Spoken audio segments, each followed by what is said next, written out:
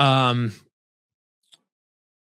okay, I have a few. There's a couple questions here I do want to talk about here, but I do want to the last thing I do want to say. I wanted to just a couple short words about Jon Heacock retiring, and yeah. So his announced day, he put it on his Twitter, I think, that Jon Heacock said he's retiring from football, and it's obviously not following Matt Campbell to Penn State, not sticking around, which I think a lot of people had suspected that John was just going to retire whenever Matt Campbell left, and that is exactly what happened. If Iowa State does not hire Eli Rashid, I would guess that that's potentially an outcome for him as well. But I do want to just say, one, obviously, congratulations to John. It's a well-deserved retirement. Um, for the last 10 years, he has been one of the best defensive coordinators in college football. And it is not hyperbole to say that he literally shaped what modern defenses look like in college football and the NFL. His 3-3 stack that his version of the 3-3 stack that he pioneered at Iowa State has become a staple across the entire sport at virtually every level. There are lots of programs that just run it as their base defense now, but at minimum, virtually every program now has a 3-3 stack package in their defensive scheme, and that is due to Jon Heacock and how good it was at stopping the Big 12 air raid offenses, which obviously the air raid offenses have populated all over the place, NFL, college, and everything like that, and you need defenses to stop those. Jon Heacock's defense does that. So, I mean, it is not hyperbolic whatsoever to say that Jon Heacock is maybe the single most influential figure as far as modern scheme, both offensively and defensively, because now offensive schemes have now adapted to trying to beat that 3-3 stack. So you can thank Jon Heacock a lot for just kind of for the current cutting edge of football scheme.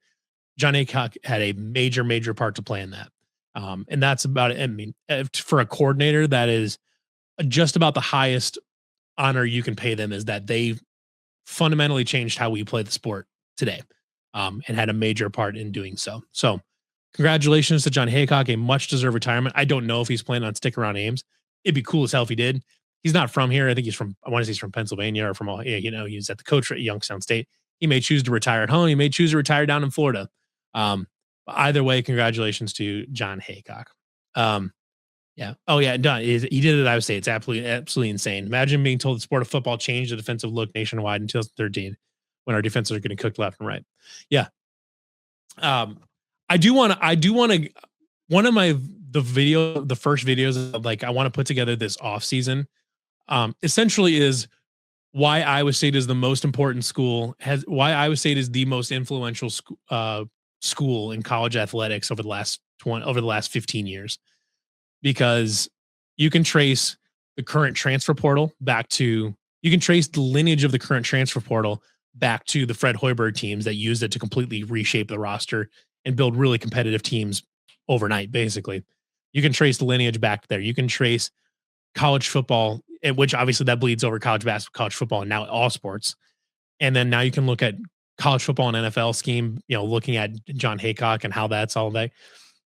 You can argue that Iowa State was the single, is maybe the largest single driving force of, just for better or worse, what college football looks like today, where basically Iowa State has done more than any other school as far as taking the weaknesses in the system, or taking things in the system that aren't quite right, and using those things as leverage to make to improve whatever they're doing, to improve the team, to improve the scheme, whatever it is, taking what it is and thinking about it differently, and using that different way of thinking to not exploit the system, but to take advantage of it.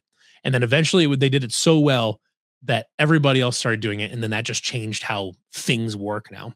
So that is a fun research project / video essay thing I want to do some point during the off season, especially after basketball's over. But yeah, so we're about up on time here. Oh, so the one I wanted to go back to, I saw a good question here. After seeing the Notre Dame USC rivalry end, makes you think how long the Cyhawk game lasts in football. This is an interesting question. On the one hand, I think both parties, I think both Iowa State and Iowa have a vested interest in keeping it going. I think they both want to keep it going. As much as like as much as like some fans would want to like suggest to you that like the rivalry needs to go away, all this, whatever. The rivalry is an objectively good thing for the state of Iowa, being that Iowa State and Iowa football are essentially the two pro teams in the state. Um, it's a massive driver of economic activity. I think if you can make it happen, you absolutely should keep that rivalry, the yearly rivalry going. That said, how much longer will the college football landscape continue to facilitate that? We'll see. I think Notre Dame USC is a little bit different because with Notre Dame not being in conference, USC feeling pressure to not schedule many difficult out of conference games, and also I think USC just I just detect a hint of apathy from like the University of Southern California as far as the standing of their football program. I know that they're in the Big Ten now. I know they have Lincoln Riley as their coach. I get it. Like I get it. They have things in place that suggest that they are serious about wanting to compete for national titles and all that. Just seeing how USC operates in in the current landscape of college football, I do not get the I do not get the vibes of a university that is dedicated to making sure that their football program is at the very tippy top of the sport like it used to be.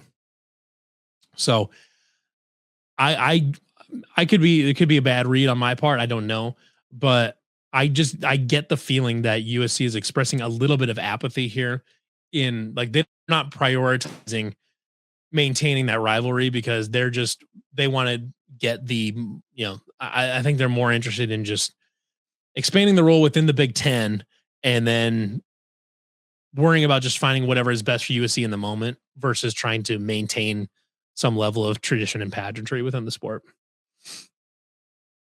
Cyhawk longevity depends on how serious the Big 12 and Big 10 and SEC get about this breaking from the NCAA thing. Yeah. If the Big 10 and the SEC are really serious about breaking away from the NCAA and they are considering leaving behind any portion of the rest of the Power Four. So if those two conferences break away and are considering leaving behind any portion of the Big 12 or the ACC, then I could see Cyhawk dying immediately. Like if they do break away, Cyhawk goes away just like that. Because Iowa, they'll have a scheduling agreement where like they'll play X amount of conference games, the non-conference game go against the other conference type of thing. That's how they'll do it. It'll be lame. It'll be stupid. It'll die eventually because it's an objectively stupid thing to do to college football. But you're gonna bifurcate the sport in an irreparable way. But if that doesn't happen, or if everybody leaves the NCAA and college football, just the whole thing comes with, then, or at least the top 80 or something like that, like where you bring in at least all of the power conference teams and then a handful of G5 teams, the competitive G5 schools, Tulane, Boise State, those USFs, those types of schools. If you take all those, bring them with, and you can largely preserve a lot of these historical rivalries, then yeah, I think Cyhawk can stay. But we'll see. If Cyhawk ever doesn't continue to happen, which like I said, right now I think it will, because I think both schools are interested and committed to keeping the rivalry going and to keeping that yearly scheduling thing going. But if that goes away, then it does open up a slot in Iowa State's schedule to go find another Power 5 game. Maybe you can finally get a home and home with Wisconsin or Nebraska or whatever. And it is what it is. I think the Cyhawk series is currently currently contracted through 2032, I want to say. So beyond that, it kind of is what it is. In 2032 is 6 seasons from now. My guess is the sport will look completely different it'll look completely different at that point than what it does right now.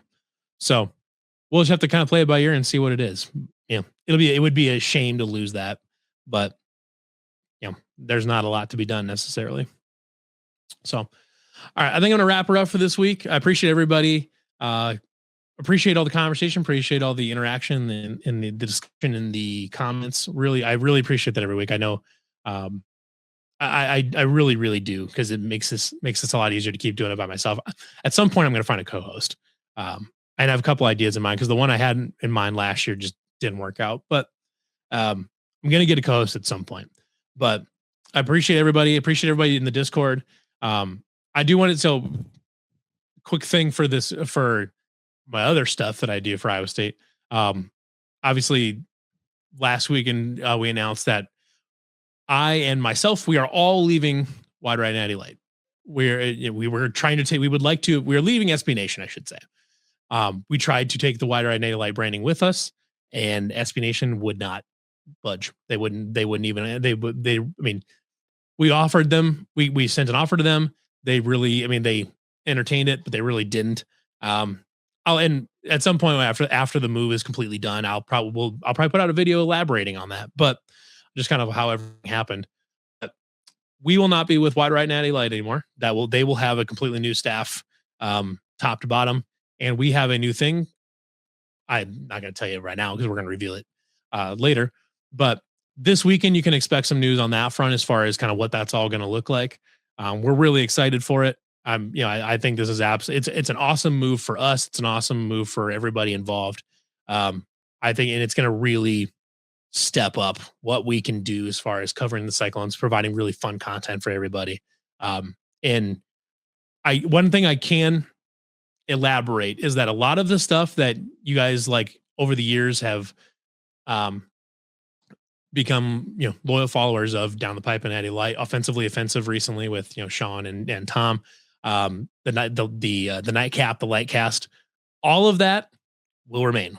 All of that will stay. So if you guys like the light cast is staying. We will have all of that available, but I'll be able to elaborate more this weekend once we kind of can officially roll out the full deal. So keep an eye out for that. Maybe Saturday, Sunday, something, in that range we'll do. It's really just, we want to get past the holiday. So that way people can focus on their Christmas and all that. And our news isn't getting buried by the holiday stuff. So everybody, thank you. Really appreciate it. Hope to see you guys back again. Probably do something. I'll have to decide if I'm doing a show next week. I'm not 100% sure yet. We'll see what kind of news comes out. I might choose to just take a week off and focus on this new thing.